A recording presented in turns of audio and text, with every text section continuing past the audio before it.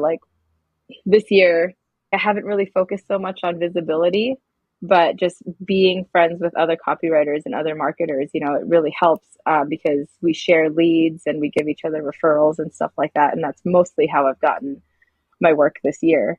And I think that was just the biggest thing. The biggest takeaway for me for joining that is the opportunity to connect with other copywriters and just share, like share clients and referrals and stuff like that. Thank you for sharing that, because I do want to emphasize that it's so important to get around people who are on the same journey as you. Not every creator is a copywriter, but whatever you're doing, if you're trying to be a copywriter, hang out with copywriters. If you're trying to do YouTube, meet some other YouTubers. You're trying to publish books on Kindle, get around Kindle publishers, and it really helps to share knowledge. And what a lot of people aren't teaching, I think it's also important to cross-pollinate. So while if you're on a copywriter journey, you want to hang with more copywriters and YouTubers hang with YouTubers, I think YouTubers should also network with copywriters, and copywriters should network with TikTokers, and TikTokers should network with Kindle publishers, because I think you can learn. I've done all the things. I had a business publishing books on Kindle. My main business was copywriting. I've tried YouTube. I was part of a public speaking group, and I've learned so much from learning from the different groups and not just staying in my group. But the point is, get around people. Don't just sit around in your underwear online. Network, and it'll help you get further. Yes, I agree. I did. That first year was very lonely for me. Like I didn't really have anybody to talk about it to, because my friends and family, every time I'm like, oh, I'm doing this copywriting thing. And they're like, what's that? Is that like the C with the circle around it? And I'm just like, oh my gosh. So It was really nice. It was really helpful to be around other people who knew what I was talking about. Nice. And so I'm curious, how did you get your very first client?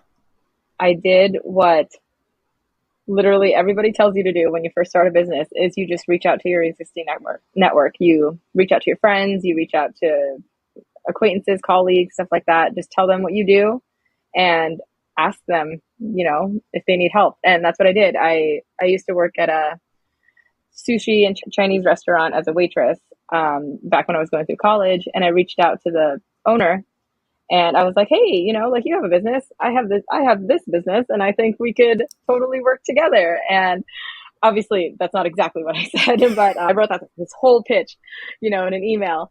But he was like, that sounds absolutely amazing, and I totally think I could benefit from that. So let's talk, Yeah.